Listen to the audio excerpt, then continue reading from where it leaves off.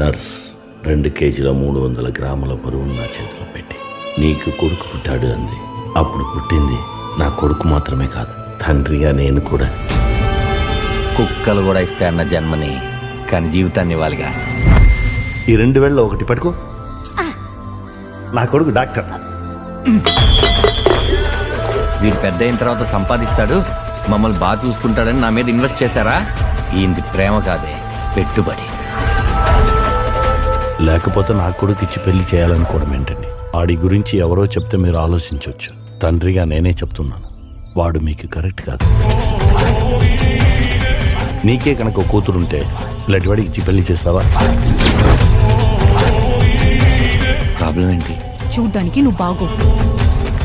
ఒక్కలో వేస్తే 7 ఏళ్ళు jail తొంగుంటావు. Funds తీసేసి ప్రెస్ ఇన్ఫార్మ్ చేయండి. ప్లీజ్ సార్, మీరు ఏం చెప్తే నేను చేస్తాను సార్. రేపటిలోపు డబ్బు కట్టలేదనుకో మీ నాన్న ఆఫీసులో ఎలుగుతాడో చెప్తున్నా. రేపు పొద్దున కల్లా 10 లక్షలు కట్టాలి. జరిగిందంతా వెళ్ళి మీ నాన్నకి చెప్పే, ఆయన ఒక్కడే నిన్ను కాపాడగలడు.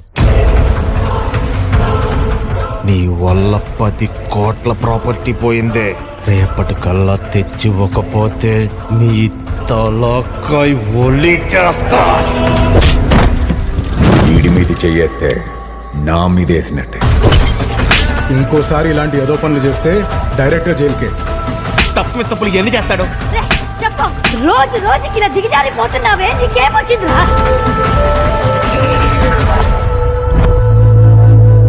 నువ్వెంత చెప్పినా ఇది తప్పురా. తప్పంటున్నావు కానీ వద్దంటలేదు కదన్నా. ఇప్పుడు నిన్ను చూస్తుంటే భయం వేస్తుందిరా.